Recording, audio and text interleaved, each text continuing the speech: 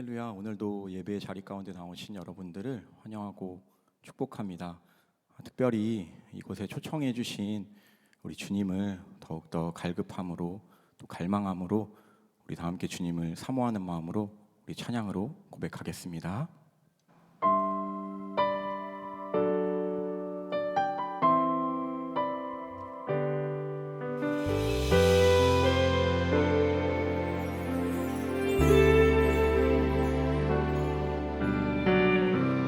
세상 가장 아름다운 순종의 눈물 온 세상 다시 빛나게 한 생명의 눈물 그가 이 땅에 오신 이유 죽어야 살게 되고 져야만 승리하는 놀랍고 영원한 신비 지으신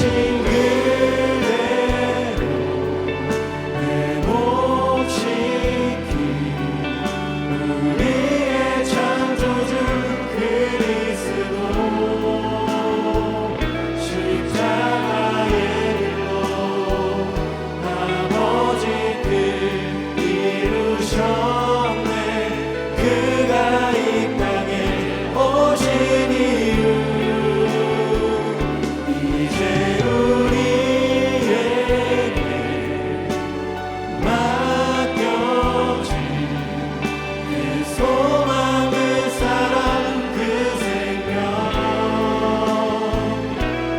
아름답고 눈부신 십자가의 우리가 이 땅에 살아갈 이유 그가 이 땅에 오신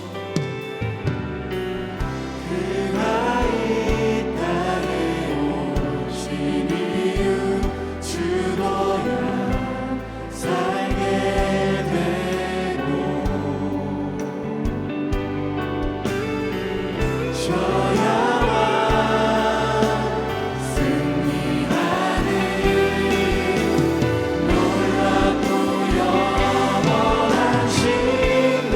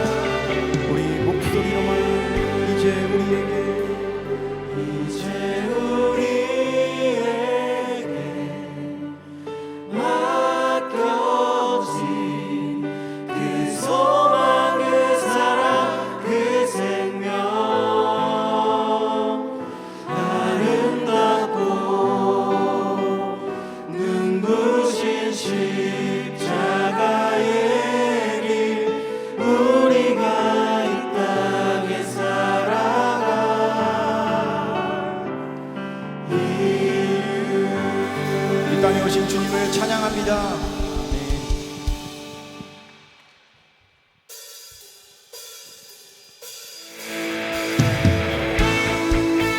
우리 가능하신 분들은 다 함께 자리에 일어나셔서 우리 그 주님을 찬양합시다.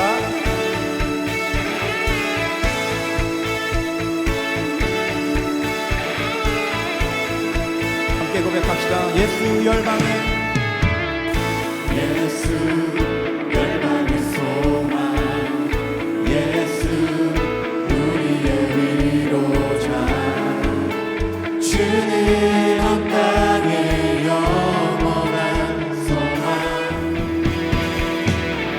예수 어둠 속의 빛 예수 변함없는 진리 주는 온 땅의 빛이 되시네 우리 위에 죽으시고 다시 사신 생명의 주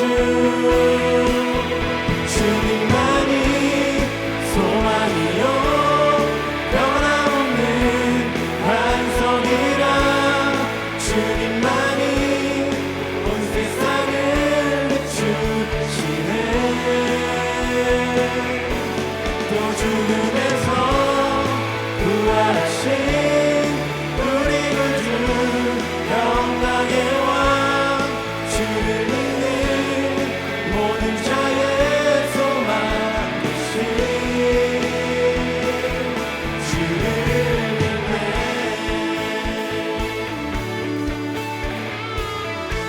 우리 처음부터 고백합니다. 예수 열방의 소망 예수 열방의 소망 예수 우리의 위로자 주는 온 땅의 영원한 소망 예수 어둠 속의 빛 예수 어둠 속의 빛 예수 변함없는 진리 주는 온 땅의 빛이 되시네 우리 위에 우리 위에 죽으시고 다시 사신 생명의 주 주님만이 소망이요 변함없는 반석이라 주님만이 온 세상을 비추시네 또 죽음에서 부활하신 우리 구주 평강의 왕 주를 믿는 모든 자의 소망 되신 주를 믿네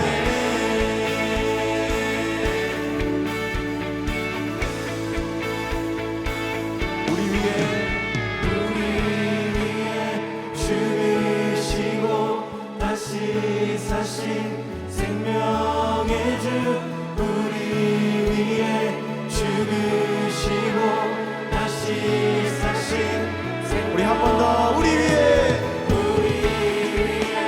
죽으시고 다시 사신 생명 우리 마지막으로 우리 위에 죽으시고 다시 사신 생명의 주 주님만이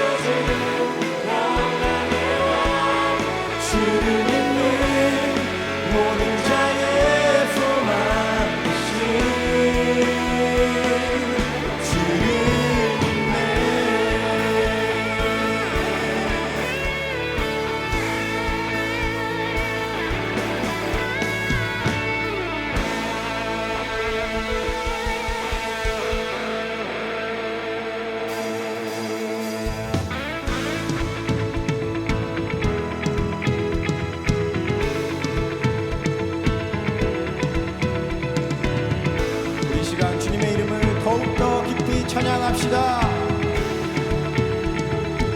주 이름 찬양. 주 이름 찬양 풍요의 강물을 흐르는 부요한 땅에 살 때에 주 이름 찬양해 주 이름 찬양. 거칠은 주 이름 찬양 거칠은 광야와 같은 인생길 걸어갈 때도 주 이름 찬양해 모든 축복 주신 주님 찬양하리 어두운 날이 다가와도 난 외치리 주의 이름을 찬양해 주의 이름을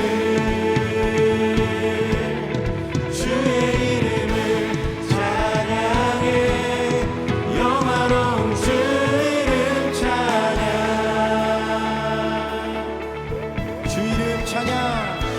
주 이름 찬양 햇살이 나를 비추고 만물이 새롭게 될 때 주 이름 찬양해 주 이름 찬양. 가는 길 주 이름 찬양 가는 길 험할지라도 고통이 따를지라도 주 이름 찬양해 모든 축복 주신 주님 찬양하리 모든 날이 다가와도 나 외치리 주의 이름을 찬양해 주의 이름을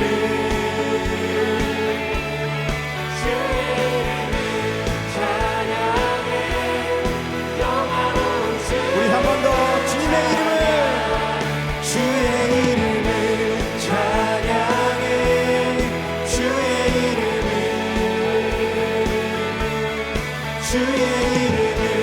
찬양해 영화로운 주 이름 찬양 주님은 주시며 주님은 주시며 주님은 찾으시네 내 맘에 하는 말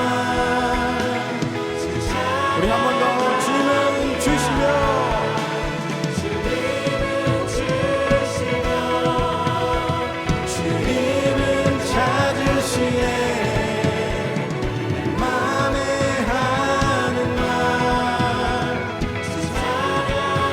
찬양합니다 주의 이름을 찬양해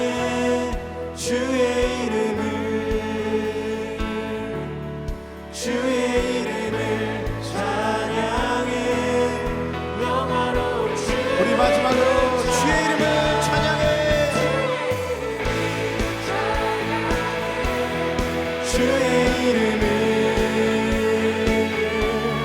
주의 이름을 찬양해 영화로운 주 이름 찬양 주 사랑해요 영원히 찬양해 예수 신령과 진정으로 주 사랑해요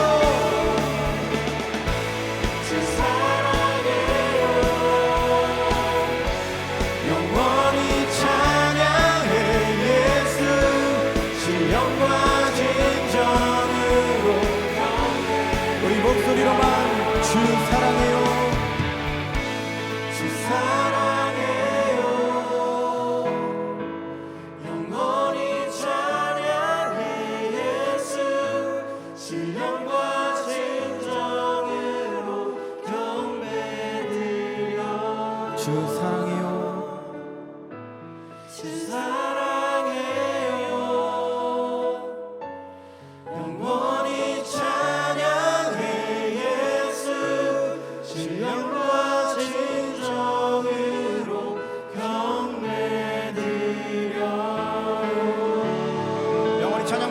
살아계신 그 주님을 찬양합니다. 할렐루야.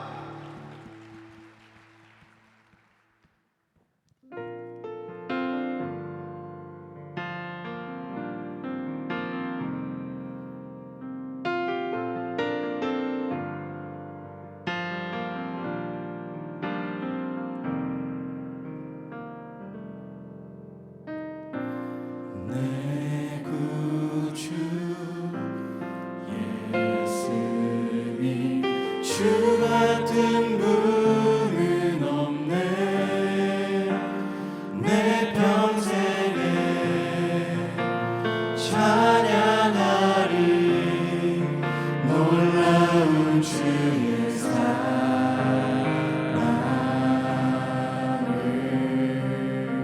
위로자 위로자 되시며 피난처 되신 주님, 나의 영혼 온 맘 다해 주를 경배합니다.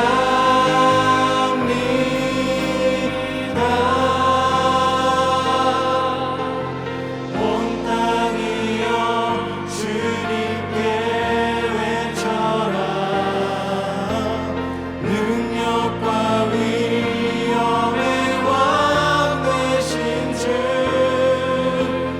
산과 바다 소리쳐 주의 이름을 높이리.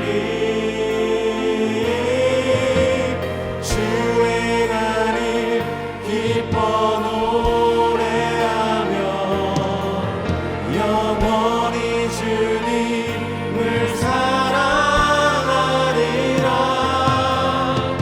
신실하신 주의 약속 나 받았네. 처음부터 내 구주 예수님,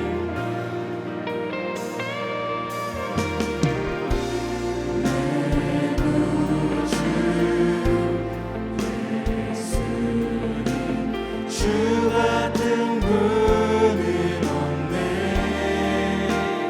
내 평생에 찬양하리 놀라운 주의 사랑을. 위로자 되시며 위로자 되시며 피난처 되신 주님,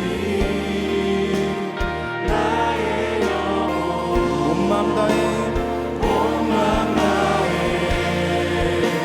주를 경배합니다. 온 땅이여 주님께 외쳐라. 능력과 위엄의 왕 되신 주, 산과 바다 소리쳐 주의 이름을 높이리. 주행하니 기뻐 노래하며 영원히 주님을 사랑하리라. 신실하신 주의 약속 온 땅이여 주님께 외쳐라. 능력과 위엄의 왕 되신 주, 산과 바다 소리쳐 주의 이름을 높이리. 주행하니 기뻐 노래하며 영원히 주님을 사랑하리라.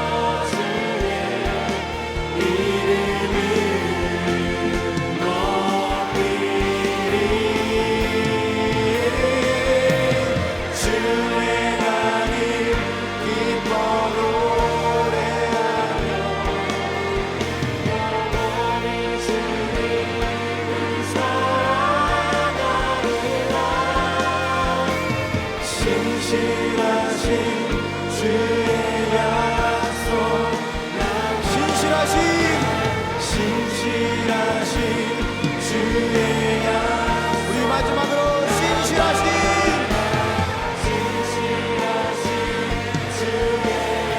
약속 우리 신실하신 그 주님을 찬양합니다. 할렐루야. 모두 자리에 앉으시겠습니다. 사랑해 주님 감사합니다. 추운 날씨에도 이렇게 모이게 하신 주님께 영광과 찬송을 올려드립니다. 지난 한 주간 주님의 은혜로 살았습니다. 순간 흔들릴 때도 있었지만 항상 붙잡아 주시는 주님을 의지하였고 어두운 밤과 같은 어려움 속에서도 주님께서는 빛으로 다가와 주셨습니다. 이렇게 함께 하시는 주님과 우리는 계속 동행하려 했는지 돌아봅니다. 늘 곁에서 사랑을 주시는 주님을 기억하며 어디를 가든 주님과 함께 걷는 우리 모두가 되길 원합니다. 주일을 맞아 함께 모여 예배를 드리게 하시니 감사드립니다. 찬양과 기도 그리고 말씀을 듣는 예배 모든 시간에 주님의 이름이 높여지길 원합니다. 예배를 준비하는 모든 손길마다 은혜를 부어주시고 흘러넘치는 은혜로 주님의 임재를 경험하는 예배 되게 하소서. 말씀을 전해주시는 이영주 목사님을 위해 기도합니다. 주님께서 주시는 능력과 힘으로 목사님께서 말씀을 전하게 하시고 듣는 우리들도 주님께서 각자에게 전해주시는 말씀을 바로 알아 그 말씀이 한 주간을 살아가는 힘이 되길 원합니다. 오늘은 예배 후에 젊은이 교회가 새로운 회기가 되어 첫 또래 모임이 있는 날입니다. 리더들이 바뀌며 새로운 것에 적응이 되지 않은 상황이지만 쉽지 않은 상황이라도 그곳에서 일하시는 주님을 발견하는 또래 모임이 되게 하소서. 감사드리며 우리를 구원하신 예수님의 이름으로 기도드립니다. 아멘.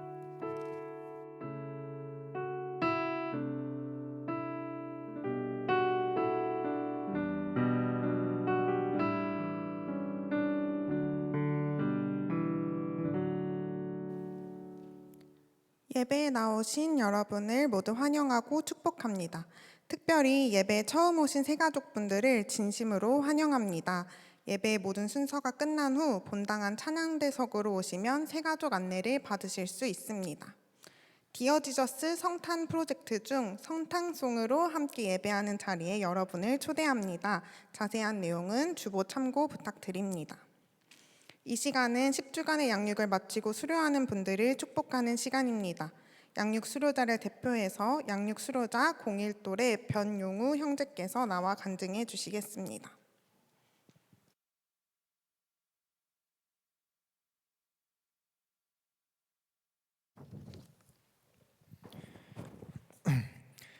저는 초등학교 6학년 때 아버지가 교회를 가신다고 해서 아무것도 모른 채로 선언목자 교회에 오게 되었습니다.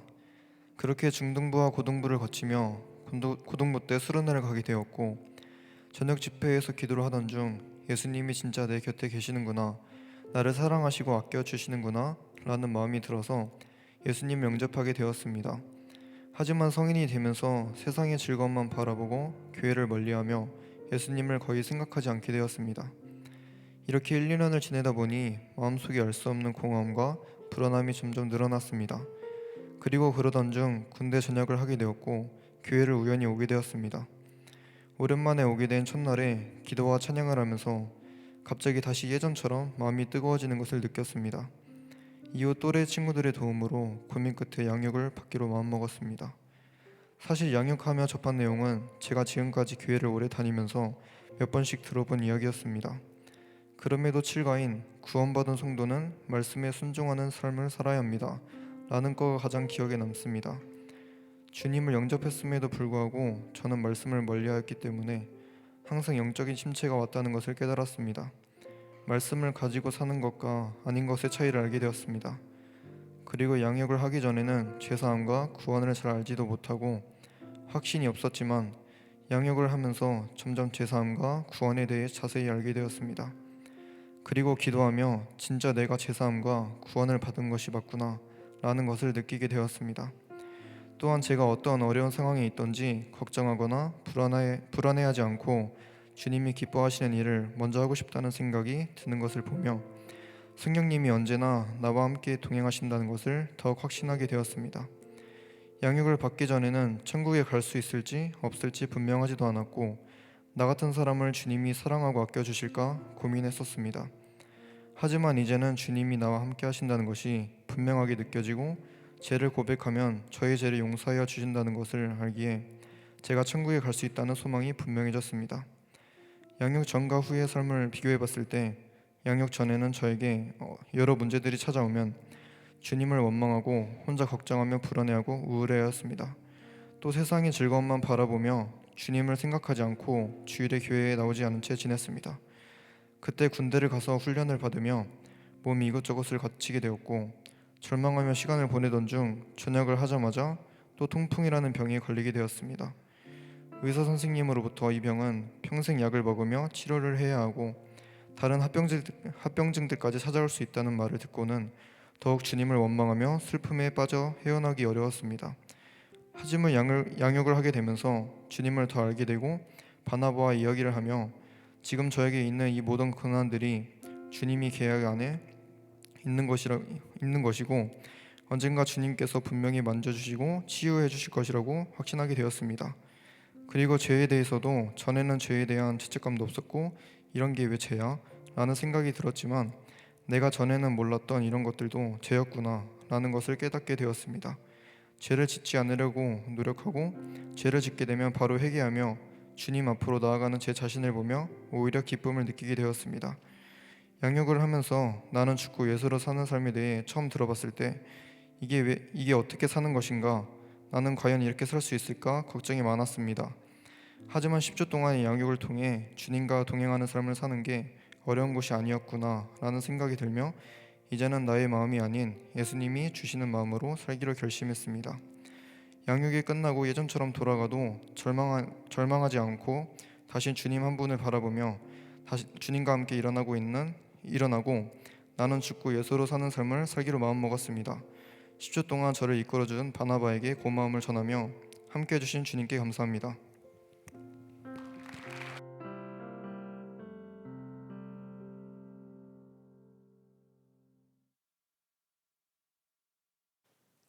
변용우 형제와 함께 수료하시는 분들을 소개합니다. 사혜주, 안효정, 이혜인, 이모세, 권혜인, 백다빈, 허지수, 김소연, 허지원, 김지은, 배희연, 한진석 총 13명이며 바나바는 이보라외 10명입니다. 바나바는 양육 대상자에게 십자가 목걸이를 걸어주시길 바랍니다. 선물은 또래 리더들이 대표하여 전달해 주시겠습니다. 또래분들은 계신 자리에서 양육 수료자들을 축복해 주시길 바랍니다.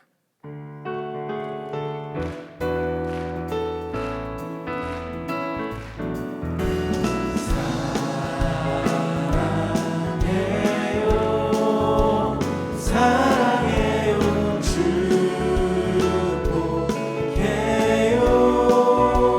축복해요 당신의 마음에 우리의 사랑을 드려요.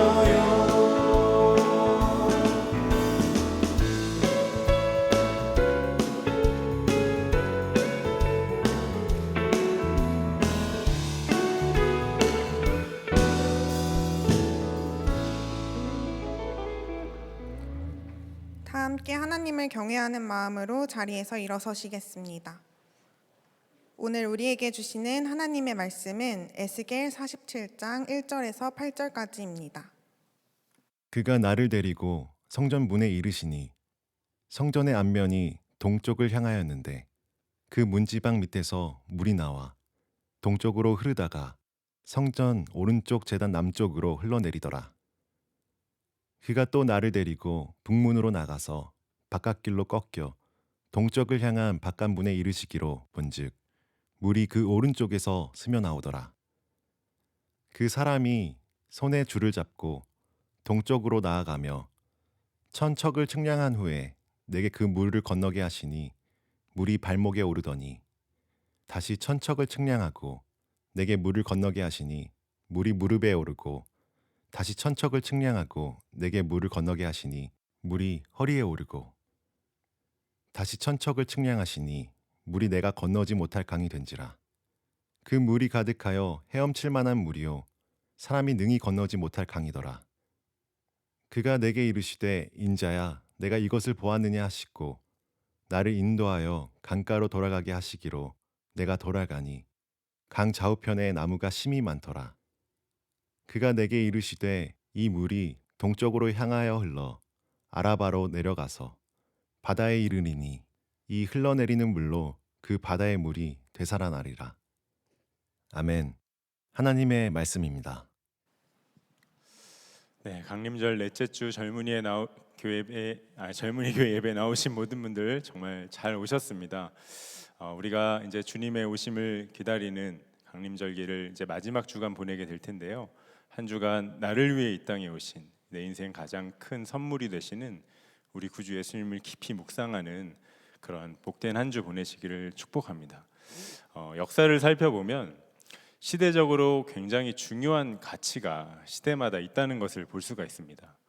어떤 시대에는 자유가 그랬고 평화, 계몽, 산업 그런 가치들이 많이 있었죠. 그런데 요즘 이 시대를 보면 다른 것들도 많겠지만 정보가 굉장히 중요한 가치인 것 같습니다.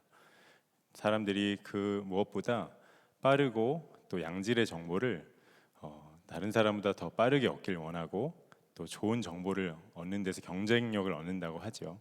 유튜브를 봐도 고급 정보를 참 보암직하고 들음직하게 잘 풀어내는 유튜버들이 인기가 많이 있는 것 같아요.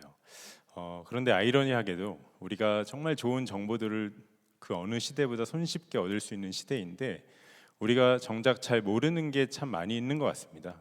대표적으로 자기 자신을 잘 모르는 것 같아요.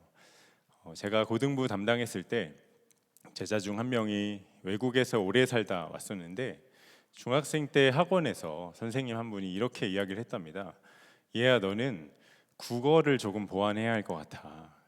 아무래도 외국에서 오래 자라고 왔으니 좀 보완이 필요했겠죠. 근데 그 친구가 아니에요 선생님, 저는 국어 자신 있어요, 잘할 수 있어요, 이렇게 자신감 있게 대답을 했대요. 그래서 선생님이 너 정말 낙천적이구나 하니까 친구의 대답이 네, 그런데 낙천적이 무슨 뜻이에요? 자신을 잘 모르는 거죠. 여러분은 자기 자신에 대해서 잘 알고 계신가요? 우리 형제들이 잘 모르는 게 한 가지가 있습니다. 대부분 자기가 잘생긴 줄 알아요. 네. 그래서 자매들이 또래 모임이나 셀에서 이렇게 웃으면서 한번 쳐다봐 주면 날 호감형으로 생각하고 있구나. 네, 자매가 성격이 좋은 겁니다. 그건 전성적으로 잘 웃기 때문에 날 보면 웃어주는 거지. 네, 자신을 잘 알아야겠죠. 또 어떤 목사님은 청년 시절에 이상형을 만나서 이렇게 연애를 했답니다. 이상형인 여자친구를 만나서 참 너무 행복했대요. 근데 하나님의 인도하심이 있어서 결혼까지 성공을 해서 너무 복된 삶이 되겠구나, 정말 축복된 인생이 시작된다는 그런 마음으로 결혼 생활 시작했는데 살다가 깨달았대요. 이 여자는 이상형이 아니라 이상한 형이었구나. 자기가 알던 그 여자가 아니더래요. 여러분, 우리는 나 자신도 그렇고 다른 사람에 대해서는 더더욱 잘 모릅니다. 그런데 수많은 사람들이 정말 알아야 하는데 정말 알아야 할 그것을 모르는 한 가지가 공통적으로 있다는 거 아세요? 그럼 바로 우리의 실상이 죄와 허물로 죽어 있다는 것입니다. 에베소서 2장 1절에 그는 허물과 죄로 죽었던 너희를 살리셨도다. 성경은 우리의 존재에 대해서 이렇게 정리를 하죠. 우리의 육신은 살아있지만 우리가 죄와 허물로 인해서 영이 죽어 있다. 그래서 우리는 무엇이 선한지 무엇이 악한지 잘 구분하기가 어렵습니다. 그래서 기필코 사망에 이를 수밖에 없는 세상의 온갖 풍조를 따라 살아가고 세상과 마귀와 또 육신의 그 종노릇하며 살아가게 되죠. 이것을 한마디로 정리하면 우리에게 진정 필요한 분이 예수님이신 것을 모르며 산다는 것입니다.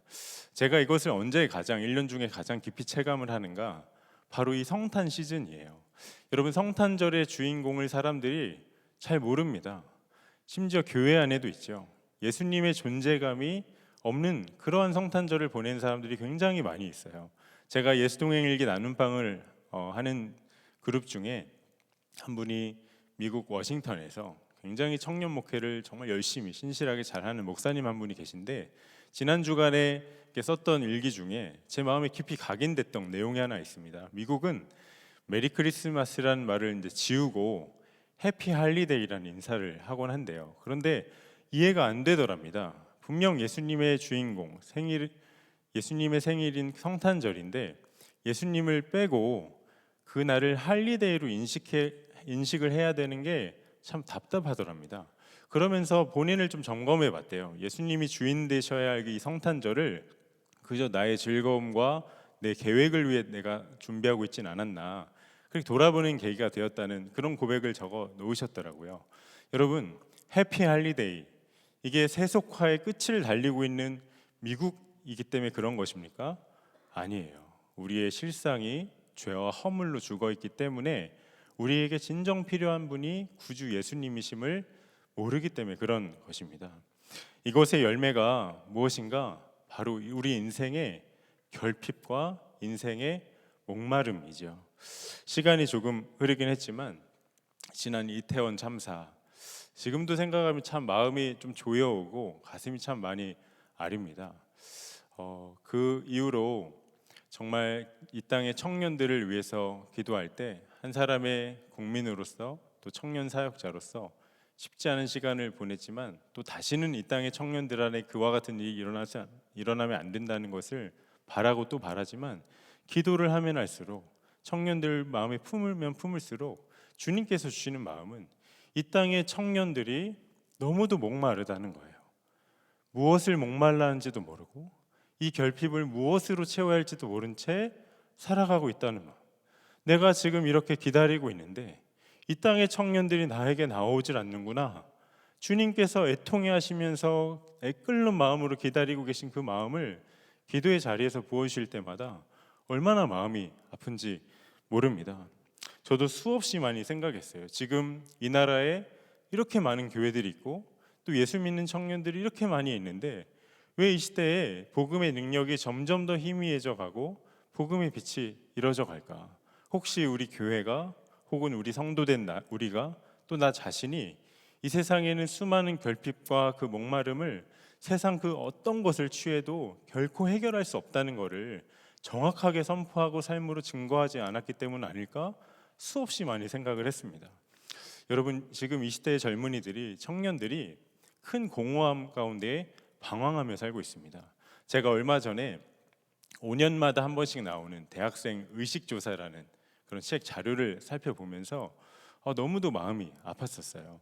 우리 대학생들 중에 지난 1년간 불안함, 또 우울증, 수면장애, 이와 같은 정신적인 고통을 안고 있었던 청년들이 무려 40%에 이른다고 하더라고요. 근데 더 마음이 아팠던 거는 누구 하나 마음 터놓고 이야기할 사람이 없는 청년이 40% 비슷한 수치에 이르더라고요. 얼마나 마음이 아프던지. 겉으로는 다 멀쩡합니다. 자기에겐 아무 문제가 없다고 말하고 어떠한 도움도 필요 없다고 하죠. 그런데 속은 다 타들어가는 거예요. 여러분, 그 인생의 외로움, 공허함, 결핍, 또 목마름 무엇으로 해결하죠? 어느 누구에게도 말하지 못하는 그것, 또 잠 못 이루는 그 공허함 무엇으로 해결합니까? 내가 잊는다고 잊어집니까? 약을 먹는다고 지워지나요? 술 먹는다고 해결되나요? 이 사람 저 사람 만난다고 그게 다 풀어지나요? 아니면 내가 그토록 바라고 갈망하는 쾌락과 세상의 즐거움을 쫓아 살아간다고 그 모든 어려움이 다 사라지는 겁니까? 절대 그렇지 않죠. 안타깝게도 그것으로 내 안에 있는 결핍, 목마름, 갈증이 풀리기는커녕 그것으로 인해 내 삶이 거꾸로 그것에 붙잡혀 살아가는 경험을 우리가 얼마나 많이 하는지 모릅니다.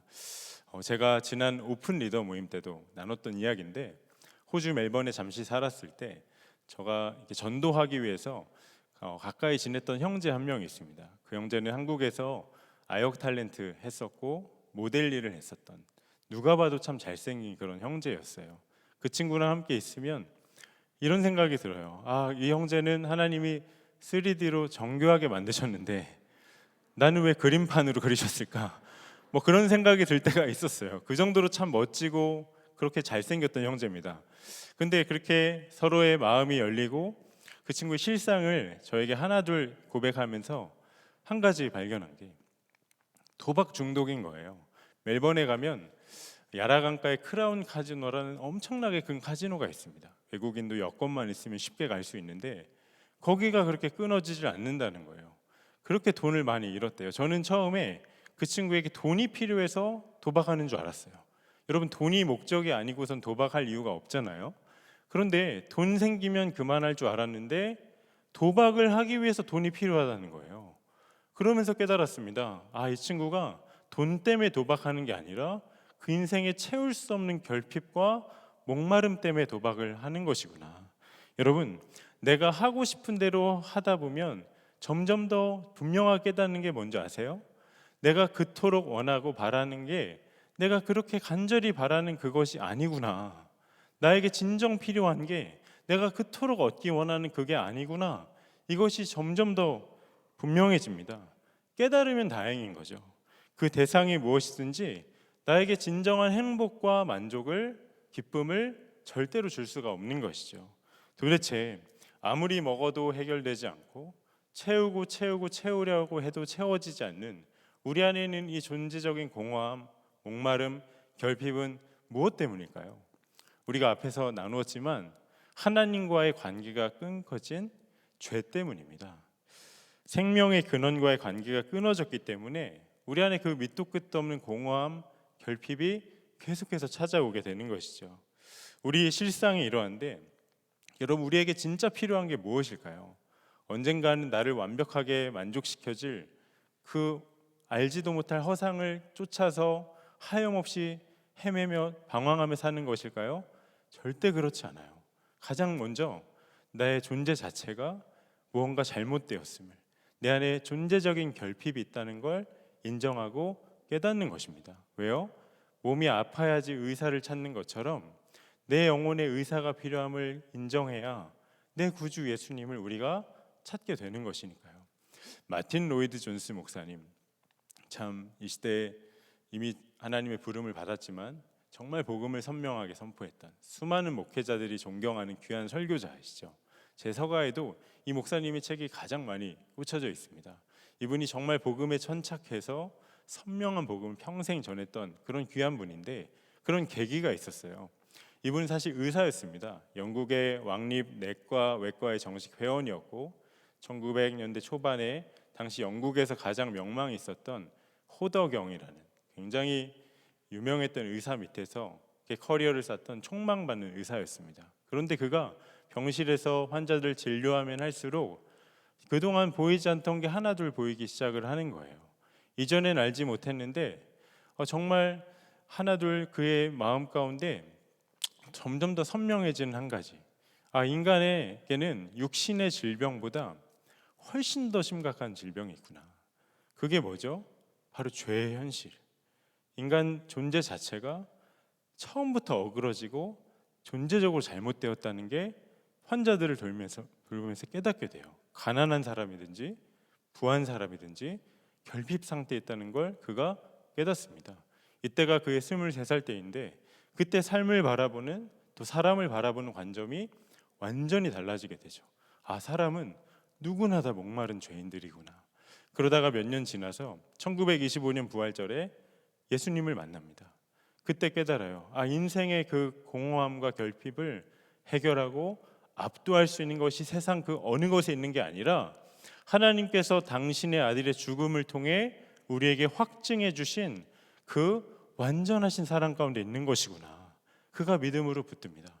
그가 얼마 후에 하나님께 설교자로서 부름을 받는데 여러분, 그가 평생에 어떤 말씀을 전한 줄 아세요?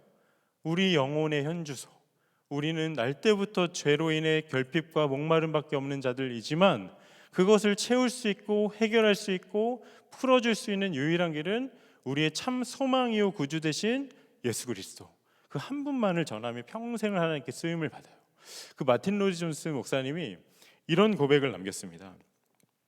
그리스도인이란 그리스도를 믿기 때문에 자신이 세상에서 제일 행복한 사람이라고 여기며 다른 모든 일들도 자기만큼 행복하기를 바라는 사람이다.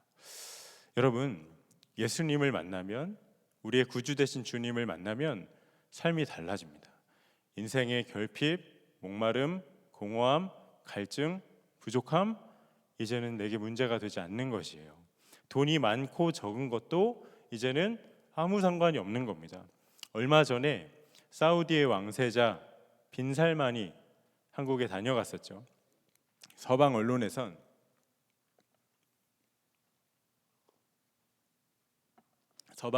그를 미스터 에브리싱이라고 하더라고요. 모든 권력과 재력을 다 갖춘 못할 게 없는 사람, 정말 엄청나더라고요. 한국에 왔을 때도 호텔 하나를 통으로 빌렸고, 또 가장 좋은 방을 그 방탄 유리로 보호하고, 수많은 보디가드 경호원을 또 고용했었고, 호텔 안에 있는 모든 식기류를 다 본인이 사서 새 것으로 바꿔서 그렇게 밥을 먹다가 갔잖아요. 여러분, 그 범접할 수 없는 플렉스가 부러우신가요? 저는 그거 기사로 연일 언론에서 보도하는데 볼 때마다 세상 가장 불쌍해 보이더라고요. 왜? 그가 얼마나 불안하고 두려우면 그럴까? 그 안에 얼마나 공허함이 있고 얼마나 불안하길래 그렇게까지 해야 되는가? 비록 세상 것 다 가졌다 한들 주님 없는 삶의 실상이 고작 이것일까? 그렇게 생각을 했었어요. 여러분, 주를 믿는 성도, 그런 호텔방, 가장 좋은 방 아니라도 외딴 시골의 민박집의 단칸방에서 창문 다 열고 자고 일회용품으로 밥 먹어도 우리가 만족하며 행복할 수 있는 것이, 내 구주 예수 모신 곳이 궁궐이나 초막이나 거친들이나 산속이나 어디든지 주님 모신 곳이 하늘나라이기 때문인 것이에요. 이것이 이 강림절에 우리에게 하나님께서 누리길 원하시는 실제적인 은혜이고, 우리가 꼭 붙들어야 될 하나님의 은혜인 것입니다. 여러분, 오늘 본문을 한번 주목해 보시겠습니까? 사실 우리가 함께 읽은 이 에스겔 말씀은 강림절과는 아무 관련이 없어 보이는 말씀이죠. 그런데 주님 오심을 기다리는 이 강림절, 주님 우리를 위해 이 땅에 오셨나 묵상했을 때 가장 먼저 생각났던 말씀이기도 합니다. 하나님께서 오늘 청년들에게 이 말씀을 통해서 주실 말씀이 있으시겠구나, 그 마음을 붙들고 오늘 말씀을 준비했는데요. 여러분, 에스겔은 유명한 장면이 많이 나오는 그런 성경이기도 합니다. 에스겔이 남유다가 바벨론의 멸망에서 포로로 끌려갔을 때 그발강가에서 노역하던 중에 환상을 보게 되었죠. 그래서 우리가 잘 아는 마른 뼈가 살아나는 환상도 보고, 또 굳은 마음이 부드러운 마음이 되어지는 그런 유명한 말씀도 선포하게 되고, 생명에 살아나는 것과 또 회복과 소망에 특별히 관심이 있는 그런 성경입니다. 그런데 여러분, 당시에 이스라엘에 회복되어야 할 것 중에 무엇이 가장 중요한 회복이었을까요? 성전이 회복되는 것이었어요. 근데 오늘 함께 읽은 에스겔 47장은 이 성전의 회복을 통해서 하나님께서 하실 역사에 대해서 기록을 하고 있습니다. 성전에 회복되려면 무엇이 필요할까? 여러분, 성전이 회복되려면 뭐가 필요하겠어요? 우리도 이렇게 좋은 예배당에서 예배드리고 있는데 이렇게 가득 메운 성도에 많은 무리가 필요할까요? 아니면 좋은 건축 자재가 필요할까요? 좋은 설계도가 필요할까요? 아니면 성전 곳간을 가득 채운 금과 은이 필요할까요? 주님은 전혀 다른 것을 이야기하십니다. 1절 말씀을 보면 그가 나를 데리고 성전 문에 이르시니 성전의 앞면이 동쪽을 향하였는데 그 문지방 밑에서 물이 나와 동쪽으로 흐르다가 성전 오른쪽 제단 남쪽으로 흘러 내리더라. 여러분, 성전의 어떤 모습을 보여주셨죠? 물이 흘러나오는 모습을 보여주십니다. 생명이 솟게 되어지는 물이죠. 여러분, 에스겔은 지금 그발강가에 노동자로 끌려왔지만 사실 예루살렘에 있을 때는 제사장이었습니다. 그러니 예루살렘이 파괴되기 전에, 끌려오기 전에 그 이스라엘 성전이 어떤 모습이었는지 누구보다 정확히 알고 있었겠죠. 어떤 모습이었을까? 당시에 예루살렘은 우상의 소굴이었습니다. 겉은 멀쩡했지만 그 성전 안에 하나님을 경외함 하나 없고 결국 하나님의 영광이 떠났다고 했어요. 여러분, 하나님의 영광이 떠난 성전이 어떻게 하나님의 거룩한 전이 될 수가 있을까요? 완전히 영적으로 메말라 비틀어진 가뭄과 같은 그런 상태였던 것이죠. 그런데 그런 성전에 하나님께서 뭘 보여주셨다고요? 물이 흘러나오는 모습. 1절부터 8절까지를 쭉 보면 성전 문지방에서 나온 그 물이 성전을 덮고 세상을 덮는 강한 강과 같이 물이 엄청나게 많아집니다. 여러분, 물이 흘러갈 때 어떤 역사가 일어났는가? 만물을 소생케 되어지는 이 물로 인하여서 9절을 보면 이 강물이 이르는 곳마다 번성하는 모든 생물이 살고 또 고기가 심히 많으리니 이 물이 흘러 들어가므로 바닷물이 되살아나겠고 이 강이 이르는 각처에 모든 것이 살 것이며, 또 12절을 보면 강 좌우 가에는 각종 먹을 과실나무가 자라서 그 잎이 시들지 아니하며 열매가 끊이지 아니하고 달마다 새 열매를 맺으리니 그 물이 성소를 통하여 나옴이라. 그 열매는 먹을 만하고 그 잎사귀는 약 재료가 되리라. 그 강물로 인해서 강 안에 있던 생물도 강 밖에 있던 생물도 모든 것이 되살아나는 회복의 역사가 일어납니다. 그런데 이 에스겔을 통해서, 선지자를 통해서 예언됐던 이 말씀이 예수님 오시기 수백 년 전에 예언되었던 말씀인데 마치 데칼코마니처럼 요한계시록 22장에 거의 비슷한 말씀이 기록되어져 있어요. 1절과 2절을 보면 또 그가 수정같이 맑은 생명수의 강을 내게 보이니 하나님과 및 어린 양의 보좌로부터 나와서 길 가운데로 흐르더라. 강 좌우에 생명나무가 있어 12가지 열매를 맺되 달마다 그 열매를 맺고 그 나무 잎사귀들은 만국을 치료하기 위하여 있더라. 여러분, 에스겔은 그 물이 성소로부터 나온다고 했는데 사도 요한은 그 물이 어디로부터 나온다고 기록을 했죠? 하나님과 그 어린 양의 보좌로부터. 여러분, 이게 누구입니까?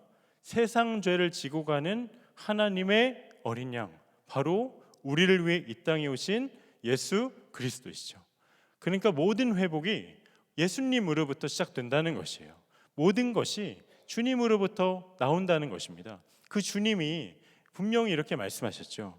요한복음 4장 13, 14절에 예수께서 대답하여 이르시되 이 물을 마시는 자마다 다시 목마르려니와 내가 주는 물을 마시는 자는 영원히 목마르지 아니하리니 내가 주는 물은 그 속에서 영생하도록 솟아나는 샘물이 되리라. 생명의 강 예수님이시죠. 여러분, 예수님이 이 땅에 왜 오셨습니까? 우리가 예수님을 왜 오시길 기다리죠? 예수님이 이 땅에 오셔서 하신 게 무엇이죠? 우리가 안고 있는 인생의 결핍과 공허함과 목마름을 완전히 해결해 주시기 위해서. 요한복음 이 4장을 유심히 보면 참 독특한 장면이 나와요. 분명 예수님이 본인이 생수의 근원이라 말씀을 하셨는데 여러분, 예수님도 목마르셨다는 거 아십니까? 목이 말라서 지쳐 계셨어요. 그런데 그분의 관심은 자신의 목마름을 채우는 데 있지 않았어요. 오히려 사마리아 우물가에서 만났던 한 여인, 그 여인의 인생의 목마름을 해결하는 데 그분의 관심이 있으셨어요. 여러분, 그가 누구죠? 당시 사마리아는 유대인과 상종도 하지 않았던 철천지 원수입니다.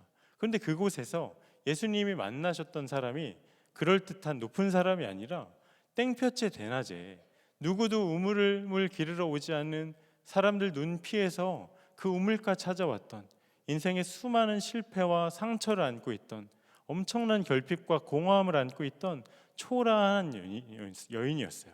누구도 거들떠보지 않는, 정말 누구 하나 말 걸지 않는 그 여인을 만나 주셨고 주목하셨고 주님이 말씀하셨어요. 내가 주는 물을 마시는 자 영원히 목마르지 않을 것이다. 여러분, 그 여인이 누구 하나 주목하지 않았고 스스로 실패했고 초라하다 여겼던 그 여인이 내게 그 말을 건네주신 분이 구주 예수님을 아시고 나서 그 심령이 어땠을까? 주님이 내가 무엇이 간데 나를 이렇게 만나 주시나, 나를 이렇게 찾아오셨나. 감격 중에 감격이었겠죠. 여러분, 이것이 우리에게 무엇을 말씀하십니까? 에스겔부터 쭉 이어진 흐름 가운데 주님께서 관심 없고 주님께 상관없는 인생의 목마름 하나 없고 주님이 만나기 원하시는 영혼, 만나길 원치 않으시는 영혼 한 사람도 없다는 것이죠. 고 이어령 교수님, 문화부 장관을 역임했었고 또 이 시대의 지성인이라 일컬어졌던 그런 분이십니다. 작년에 하나님의 부름을 받으셨죠. 근데 그는 대표적인 반 기독교인이었어요. 기독교를 그저 문화의 현상 중에 하나로 치부했던 그런 분입니다. 그런데 그런 그분이 74살의 나이가 돼서 세례를 받으셨어요. 이게 정말 온 나라에 엄청난 화제가 됐었습니다. 여러분 중에 세례 받았다고 신문 기사에 나는 분 없으시죠? 그분은 주요 일간지에 그 기사가 날 정도로 온 나라가 관심이 있었어요. 근데 어느 날 누군가가 이어령 그 교수님에게 왜 세례를 받으셨습니까? 이렇게 물었을 때 명예를 달라고 해서 명예를 위해 글을 쓸 때 명예를 받았었고, 또 돈을 얻기 위해서 열심히 일했을 때 돈을 또 얻었었고, 병이 나아보려고 병원 갔을 때 병이 나았는데, 어느 날 너무 외로워서 그렇게 좋아하는 극장에 가서 영화를 봐도, 내가 좋아하는 그 글을 읽어도 그 헛헛함, 그 공허함이 채워지질 않고, 나는 이 세상에 나 혼자인 존재이구나, 그 존재적인 고독을 그가 알게 됐다는 거예요. 여러분, 이 존재적인 고독, 누구 하나 마음 터놓고 이야기할 사람 한 사람도 없는 그런 차원의 고독이 아닙니다. 생명의 근원 대신 하나님과의 관계가 끊겨진 그런 고독인 것이죠. 그러한 갈망을 가지고 주님께로 나오는 계기가 되었었노라. 그런데 결정적인 계기 한 가지가 더 있어요. 바로 그의 딸 이민아 목사님. 이 이민아 목사님이 어려서부터 참 수재였습니다. 대학생 때는 3년 동안 전 과목 스트레이트로 A를 맞고, 영문학과 불문학을 복수 전공했는데 3년 만에 조기 졸업하고 수재였죠. 바로 졸업하자마자 영문학 공부하겠다고 미국으로 건너가서 석사 마치자마자 바로 또 법대로 바꿔서 졸업하자마자 변호사 시험 쳐서 합격해서 변호사 되고, 로펌에서 검사로도 일하고, 그렇게 삶을 살아왔던 분이세요. 그런데 어느 날 처음에 했던 20대 초반에 미국에서 했던 결혼이 실패하고, 또 30대에 3번이나 암에 걸리고, 자녀 중에 하나는 자폐아를 낳게 되는 그런 인생의 고난을 만납니다. 한 번은 이어령 교수님이 그 자폐아를 치료하기 위해서 잠시 일을 쉬고 요양 중이었던 딸을 만나려고 미국을 가신 적이 있어요. 암투병 중인 상황이었는데 그 투병 중인 딸을 만난 거죠. 본인은 그 기력이 쇠하여 있고 시력도 점점 잃어가고 너무나 힘이 없어서 자신조차 잘 섬기지 못하는 딸을 보면서 울 수밖에 없었대요. 너무도 마음이 아프더랍니다. 그런데 그 이민아 목사님은 하나님을 믿는데요. 오히려 밝아요. 낙심하지 않아요. 흔들림이 없는 거예요. 그 모습을 보면서 이어령 교수님 평생의 마음에 세워왔던 기조가 꺾여요. 그가 스스로 자발적으로 하나님 앞에 나아갑니다. 그리고 기도해요. 하나님, 내가 평생의 기독교를 무시하고 배척했었는데 딸을 보니 그렇지 않은 것 같네요. 하나님 정말 살아계시다면 제 딸을 고쳐주세요. 제 삶도 받아주세요. 그가 주님을 영접합니다. 인생의 절대 고독, 공허함, 주로 인하여서 해결함을 받죠. 그러면 이 이민아 목사님은 도대체 어떻게 이런 믿음을 갖게 되었을까? 그분이 하나님의 부름을 오래전에 받으셨지만 유작과 같이 남긴 책이 한 권 있습니다. 땅끝의 아이들. 근데 그 책의 1장을 첫 장을 보면 처음부터 그가 고백을 해요. 유명한 이어령 교수님의 딸로 자라나는 과정이 너무나 고통스럽고 힘들었답니다. 왜? 다른 사람들이 다 누구의 딸이라고 말하니까. 그가 공부를 열심히 했던 이유도 딱 하나였어요. 아빠 망신시키지 않으려고. 그 이유 때문에 공부했던 거예요. 그리고 공부를 열심히 해야 아빠에게 사랑받을 줄 알았대요. 근데 그렇게 열심히 했는데도 살면서 자라나면서 한 번도 아빠에게 사랑받는다는 느낌 받아본 적 없고, 또 내 존재 자체를 인정해 준다는 생각, 그런 느낌 한 번도 받은 적이 없었대요. 그럼 그 결핍과 갈증을 뭘로 채웠나?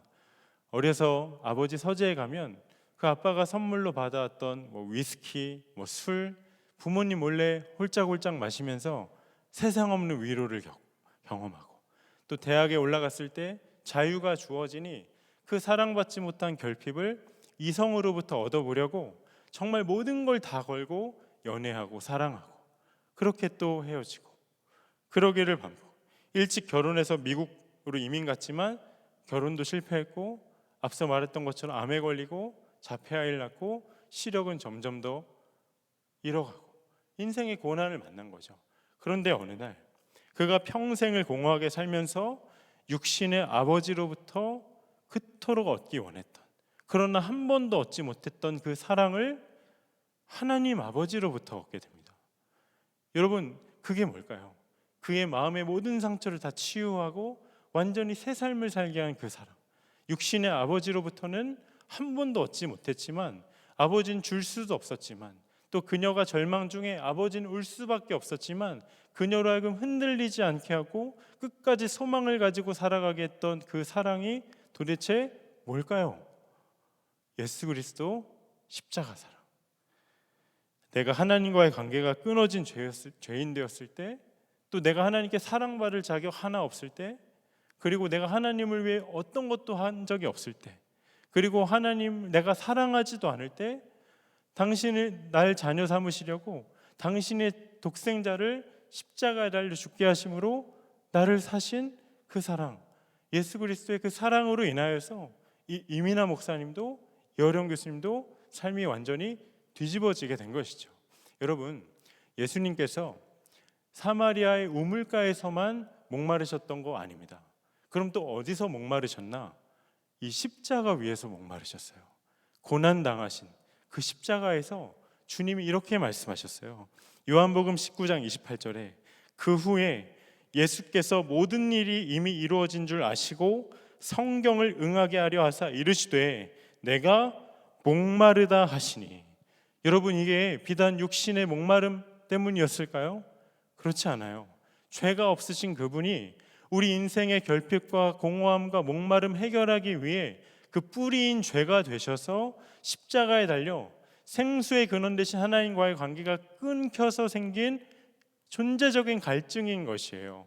그런데 예수님 그 십자가에 달리셨어도 그분이 바라시고 오직 목표했던 것은 딱 하나예요. 그 고통으로부터 빨리 벗어나는 게 아니라 우리 인생의 갈급함과 결핍을 어떻게든 해결하기 위해서 우리를 위해 당신을 십자가에서 내어 주신 것입니다. 십자가에서 완전히 이루셨죠. 여러분, 예수님이 그저 우리 삶의 모범이 되고 성인으로서 존경받는 삶을 살기 원했다면 발 씻는 거 하나로 충분했겠죠. 그저 성찬하는 거 하나로 충분했겠죠. 그런데 그분이 하나님과의 동등됨을 취하지 않고 이 땅에 낮아질 대로 낮아져서 인간의 육신을 몸을 입고 종의 형체로 이 땅에 오셔서 그 존재적 목마름을 겪으면서 십자가에 왜 달려 못 박혀 죽으셔야 했는가? 왜 이 땅에 오셔야 했는가? 우리는 왜 이 성탄절을 기다리고 있는가? 궁극적으로 우리 인생의 결핍과 목마름을 해결하기 위해 이 땅에 오신 주님을 믿음으로 바라보기 위한 것입니다. 여러분, 젊음의 때에 우리 인생의 목표는 남들에게 자랑하듯이 플렉스하는 데 있지 않아요. 내가 남들보다 어떻게든 좀 더 편안하고 잘 살아보기 위해서 생존을 위해 살고 꽃길을 걷기 위해 살아가는 것도 아니에요. 어떻게 하면 내 이 목마름을 해결해 볼 수 있을까? 그게 뭔지도 모른 채 그것을 밑도 끝도 없이 갈망하며 방황하며 사는 그 삶도 하나님 원하시는 삶 아닙니다. 이미 내 안에 있는 목마름, 내 안에 있는 결핍, 내 안에 있는 공허함, 내 안에 있는 모든 소망 없음, 예수님께서 십자가에서 그분을 주시고 나를 다 사셨죠. 우리는 이제는 전혀 다른 삶으로 부름을 받게 된 것이에요. 우리 안에 목마름은 다 해결이 되었으니까. 여러분, 다음 주일이 특별히 성탄절 당일의 주일입니다. 내가 구주 예수님으로 인하여서 내 인생의 목마름이 다 해결되었음을 정말 믿는다면, 인생에 이 길밖에 없음을 내가 정말 안다면, 정말 주님 아니고는 내가 살아갈 수 없는 자, 그 무엇으로도 내 갈급함을 채울 수 없는 자임을 정말 믿는다면, 주님이 그토록 사랑하시는, 그러나 여전히 구주 예수님을 모르고 자기가 뭘 갈망하는지도 모른 채 살아가는 내 사랑하는 가족, 또 친구, 직장 동료, 가장 귀한 선물 되신 주님을 우리가 전해야 하지 않겠습니까? 다음 한 주 살아가면서 여러분 정말 도전합니다. 아직 구주 예수님을 모르는 이들에게 내 안에 흘러넘치는 그 생명수가 되신 주님의 사랑을 주변의 친구에게, 가족에게 흘려보내 보세요. 디어 지저스 하고 있는데 그 순종의 현장뿐만 아니라 여러분 부르신 자리에서 한번 그 사랑을 흘려보내 보십시오. 그리고 다음 주 성탄절 예배 때 그 사랑을, 그 선물을 친구와 가족과 직장 동료의 이웃에게 한번 주기 위해 이곳으로 인도해 보세요. 정말 주님의 말할 수 없는 은혜가 나도 누리고 다른 사람도 누리는 놀라운 역사를 우리로 보게 하실 것이에요. 바라기는 우리 인생의 모든 결핍과 목마름이 우리 구주 예수 그리스도로 인하여서 완전 해결되었음을 우리가 믿음으로 취하여서 더 이상 세상의 헛된 것 목말라 하는 인생이 아니라 정말 구주 예수님과 날마다 동행하며 그 풍성한 생명을 누리며 사는 저와 여러분이 되시기를, 이 강림절 넷째 주가 되기를 간절히 축복합니다. 이 시간 함께 주신 말씀 붙잡고 찬양하며 나아가길 원하는데요, 주 예수 나의 산 소망, 우리가 이 가사를 나 자신에게 믿음의 고백으로 삼고 우리 함께 찬양하기를 원합니다.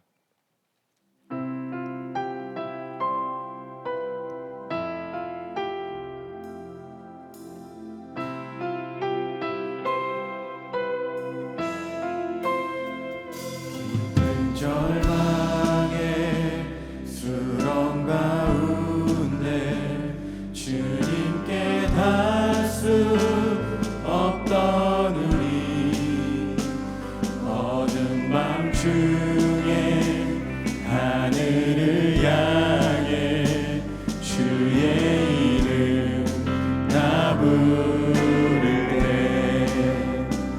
어둠을 뚫고 오신 주 사랑 나의 절망 거두셨네. 주님의 공로 다 이루셨네. 주 예수 나의 삶. 우리 다 함께 자리에 일어나서 함께 찬양하겠습니다. 할렐루야 주를 찬양하여라. 할렐루야 자유케 하셨도다. 죄의 저주 끊으신 주께 구원이 있도다. 주 예수 나의 산 소망.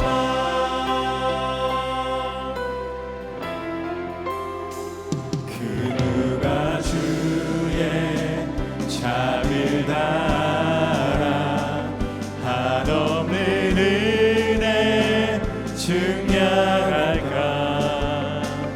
영광을 떠나 이 땅에 오신 죄가 되신 구주 예수.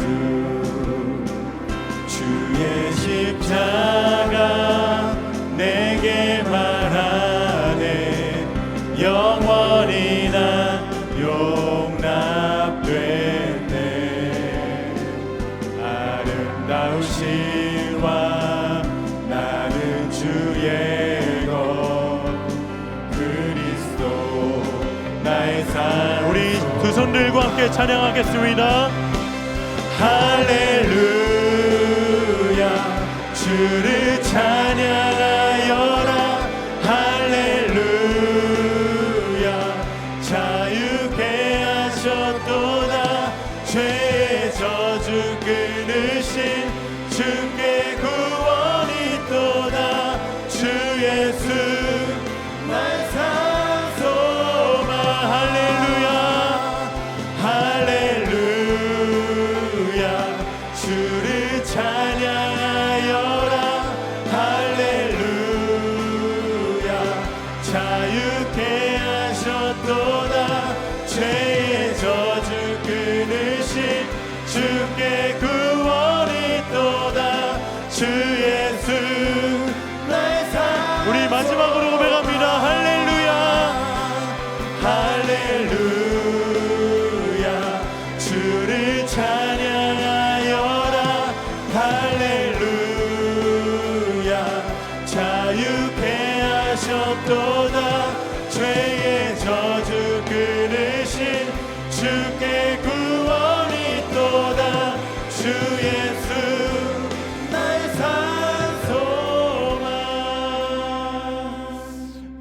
우리 함께 합심해서 기도할 때 십자가 앞에 여러분 서시기 바랍니다.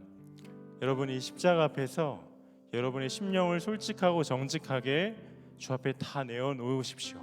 여러분 지금 무엇을 갈망하고 있으십니까? 무엇을 목말라 하고 있으십니까?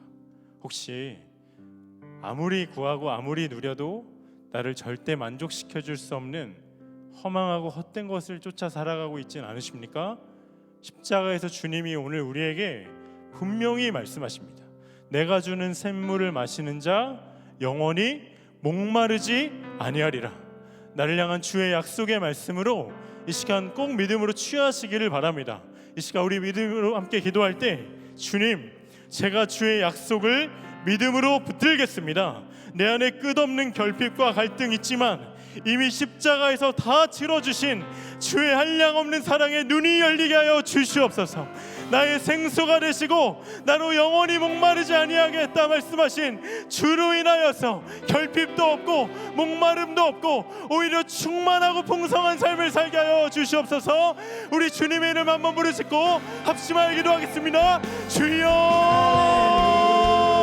아버지 하나님 그렇습니다. 하나님 우리 안에 목마름과 결핍 하나님 주가 이미 십자가에서 거두시고 하나님 온전히 하나님 치유하시고 하나님 우리로 풍성하고 영원히 목마르지 않은 삶으로 이미 인도하신 주님의 심을 찬양합니다. 아버지 하나님 일하소서.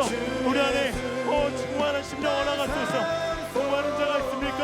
갈급한 자가 있습니까? 하나님 주께 나오게 하소서. 주님께 나오게 하소서. 하나님 내가 주는 물을 마시는 자 내게로부터 흘러나온 생명수 마시는 자 영원히 목마르지 아니라 말씀하신 주 앞에 나가기 원합니다. 하나님 인생에 방황하고 헛되고 조차 살아가는 영혼들 하나님 주가 하나님 거두었소서. 하나님 긍휼하게 주옵소서. 우리가 오직 믿음으로 주 앞에 나갑니다. 충만하게 하소서. 하나님 우리 살아가는 청년들 우리의 생명 되신 주님 앞에 나가기를 원합니다. 하나님 그 마음에 어떠한 담이 없게 하소서. 하나님을 향한 어떠한 오해가 없게 하소서. 그래서 나를 기다리시고 나를 사랑하시고 내가 그대로 하나님 감사하시는 주의 사랑 앞에 나가게 하소서. 아버지 하나님이여 우리 사랑합니다. 아버지 일하소서. 주님께 주님 함께 하시는 도와주소서. 하나님 충만하게 하소서. 충만하게 하소서. 충만하게 하소서. 아버지 하나님 일하소서. 충만하게 하소서. 하나님 충만하게 하소서. 아버지 하나님 우리 눈이 아버지 하나님 생수의 주 앞에 나가기를 원합니다. 생수의 주 앞에 나가기를 원합니다. 하나님 시간 이 자리에 온라인으로 함께하는 심정을 시간이었소서.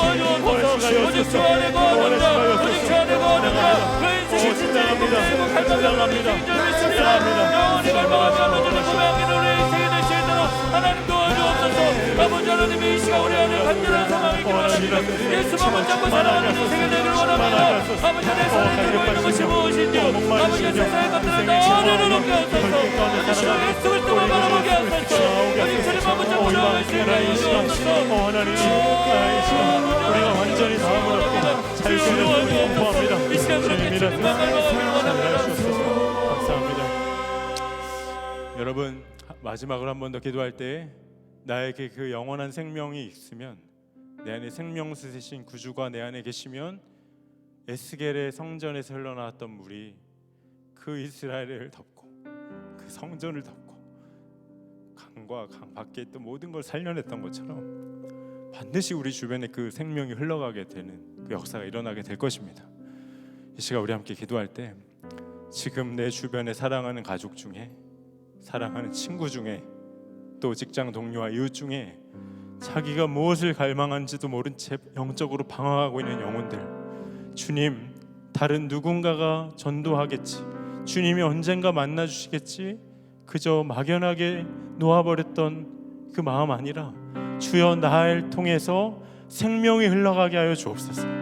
이 강림절 성탄 주간 정말 그 영혼들이 주께 돌아오게 하셔서 함께 기도하기를 원합니다. 이 시간 기도할 때 주님 내 사랑하는 가족 친구 동료가 영적인 방황을 멈추고 주님께 나오게 하여 주옵소서.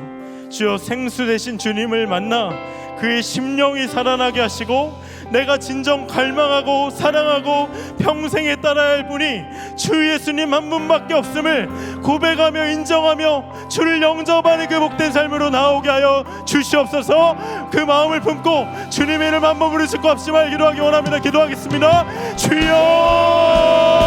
아버지 하나님 그렇습니다. 하나님이라소서. 아버지 우리 사랑하는 하나님 우리 가족을 사랑하는 형제를 사랑하는 이웃을 사랑하는 직장 동료를 사랑하는 우리 학교 친구를 사랑하는 하나님 주를 당합니다. 아버지 하나님 그 심령을 주가 거두소서. 그 심령을 주가 거두소서. 아버지 우리로부터 그 생명 흘러가게 하소서. 우리로부터 그 생명 흘러가게 하소서. 우리로부터 그 생명 흘러가게 하소서. 우리로부터 그 생명 흘러가게 하소서. 아버지 우리로부터 그 생명 흘러가게 하소서. 사랑하는 역사가 있게 하소서. 살려주옵소서. 아버지 살려주옵소서.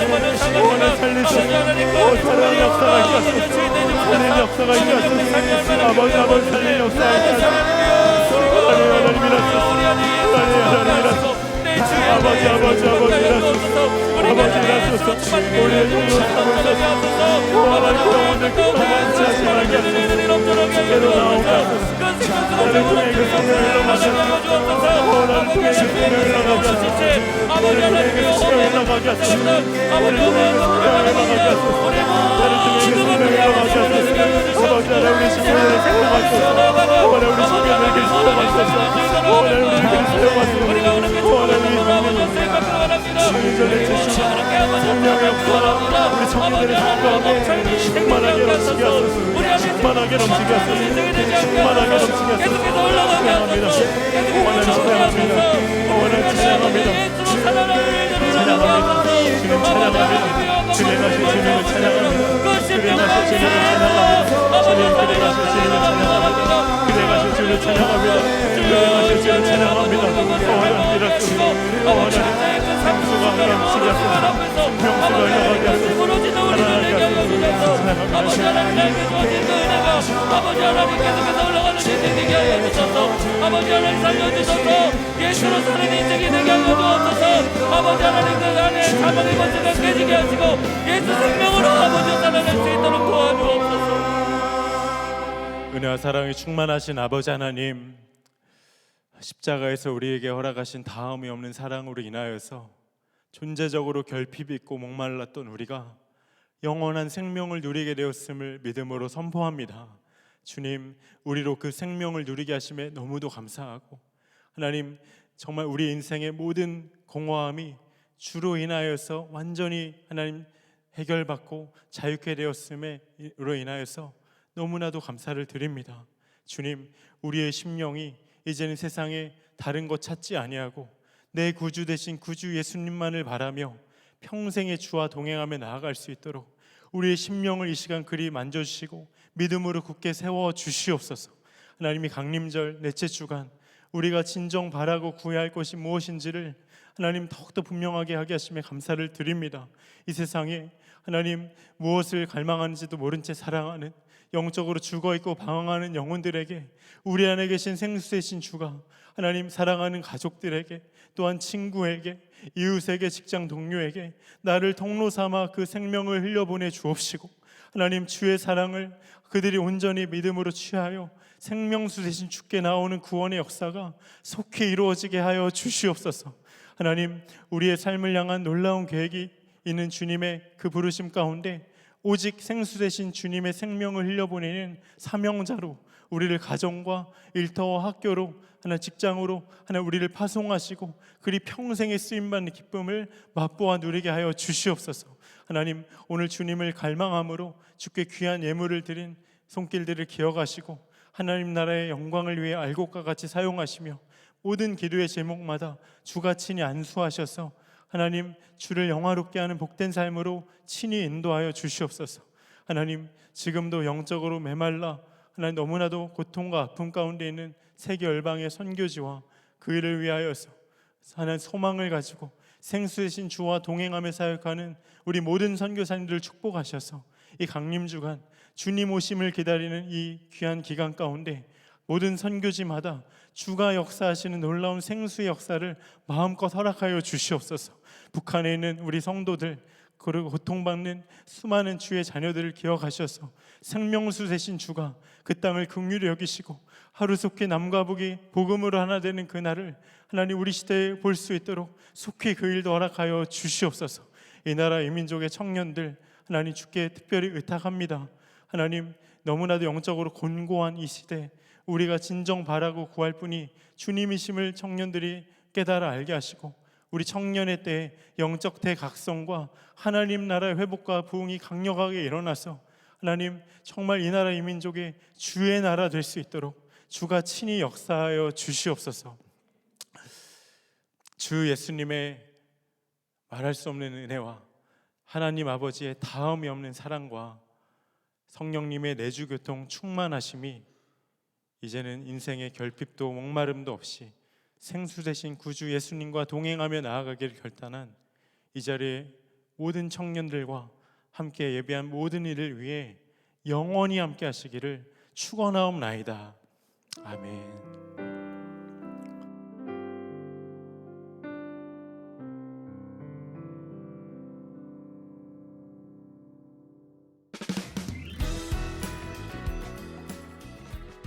선한목자 젊은이 교회 소식입니다. 12월 말씀 시리즈는 내 구주 예수님이라는 주제로 이영주 목사께서 전합니다. Dear Jesus, 성탄 프로젝트에서 성탄송으로 함께 예배할 청년들을 12월 25일까지 모집합니다. 선교하러 이 땅에 오신 예수님을 기억하는 열방 기도 모임이 12월 25일 1시 샬롬홀에서 진행됩니다. 우울증, 공황장애와 같은 마음의 병을 앓고 있는 청년들을 위한 중보기도 모임이 있습니다. 자세한 내용은 주보 및 카톡 광고를 참고하여 주시기 바랍니다. 예배팀에서 예배를 함께 세워갈 팀원을 1월 1일까지 모집합니다. 봉사팀에서 주님의 손길과 사랑이 필요한 이들을 섬기는 팀원을 12월 31일까지 모집합니다. 다음 세대를 세우는 드림빌더를 12월 31일까지 모집합니다. 이번 주는 또래 모임으로 모입니다. 자세한 참여 방법은 각 또래 카톡방을 참고하여 주시기 바랍니다. 선한목자 젊은이 교회를 찾아주신 새가족 여러분을 진심으로 환영합니다. 예배 후 지하 3층 본당 찬양대석에서 새가족 안내를 받으실 수 있습니다. 예배의 모든 순서를 마쳤습니다. 이번 한 주도 예수님과 동행하는 한 주 되시길 바랍니다.